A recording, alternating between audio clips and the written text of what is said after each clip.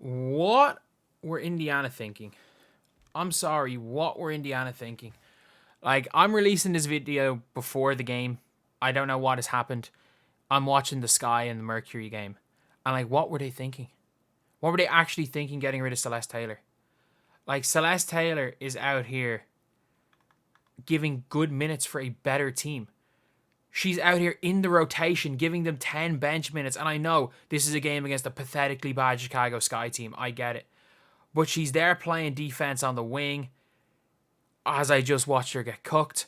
She hit a shot. She hit a jab step pull-up three.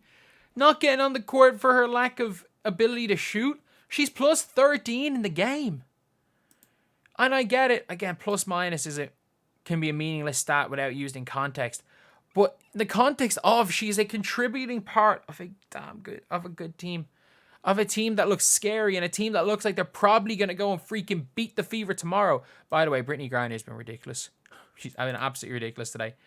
But, like, it is madness. It's absolute madness. The Fever are calling out for Ariel Atkins, but the Fever, who are been calling out for a player like a Celeste Taylor the whole year. They've been trying out Lexi Hull. They've been using Christy Wallace in that role.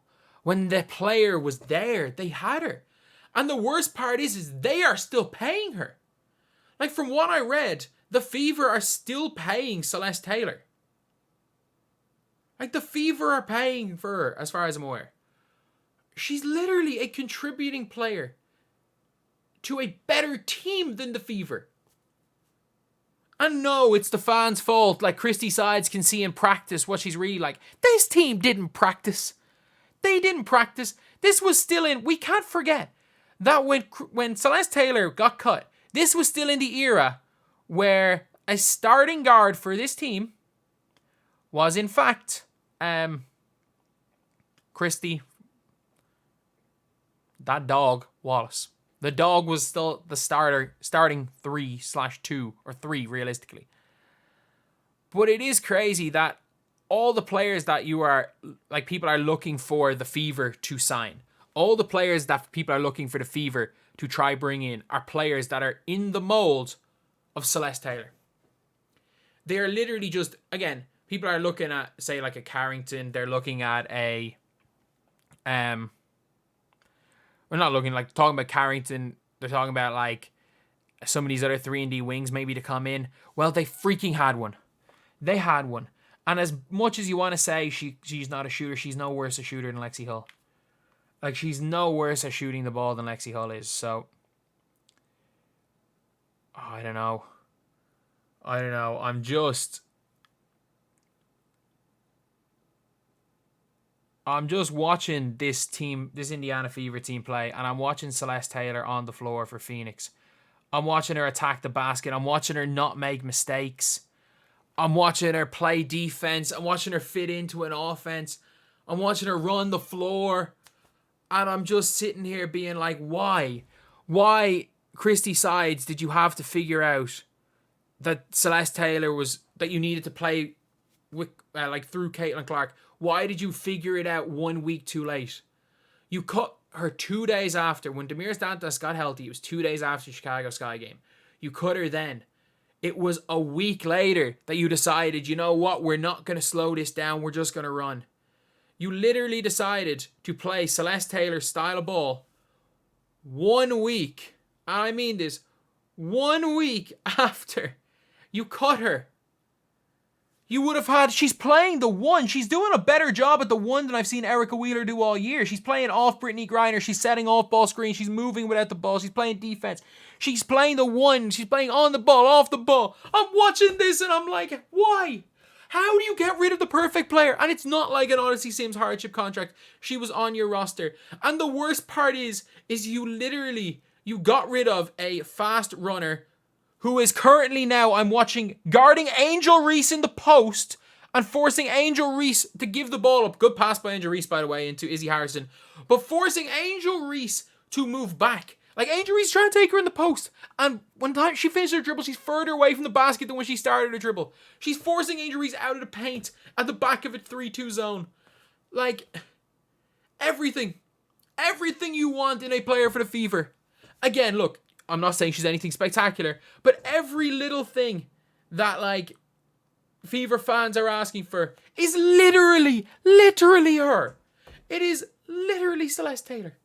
Celeste Taylor is the perfect player for the Fever. If you're asking me who on this team I'd want to sign, I'm being like, okay, like no flaws in the game, running the one right now, kind of sharing it with Taurasi, allows you to run a lineup where it's like fluid who plays the one, almost like a Kate Martin type role sometimes when she was playing for Iowa, where sometimes Kate Martin ran the show. Oh, Christy sides. Lynn Dunn, I'll never forgive. I might forgive you if you can get good free agents. I'll never forgive Christy sides for this one. Because Lynn Dunn, if you actually played her, if you actually played your only defensive player, you're meant to be a defensive coach, right? Your best defender, your best perimeter defender. By the way, you're only good perimeter defender. And why is Victoria Saxon still on the team? Victoria Saxon has not, like, she's not got an assist in her WNBA career.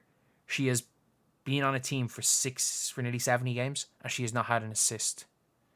She has not played more than 3 minutes. You will not even play Saxton in overtime. Like, you will not play her in overtime. Why is she on the roster when somebody who's getting legit burn for a playoff rival, who you are playing tomorrow, Celeste Taylor is going to play the guts of 20 minutes in this game? She's giving, like, again, this is a team that is very, very slight, light on numbers, but she's now backing up Tash Cloud. She's backing up Taurasi. She's backing up these players and doing a good job. Why? Why, Christy Sides? What were you thinking? What were you thinking? And the worst part is you're going to overpay for someone that's worse than her. I just know it. I just know you're going to overpay for a 3 and no D or D and no 3 player. In fairness, she can't really shoot the ball either. And instead of having her on a rookie deal, instead of having her on a really cheap rookie deal, you're going to pay 150 grand for someone that does the exact same job as Celeste Taylor. I just know it. I just know it. Like, I'm watching this game and I'm like, she would be the 4th best player on this team. And the worst part is that people were like, no, these coaches know better. These coaches know better. Well, she instantly goes to a better team and is playing. I don't think anyone was surprised in the slightest. I don't think anyone was surprised in the slightest by that. By the fact that she suddenly is playing big minutes for a team significantly better than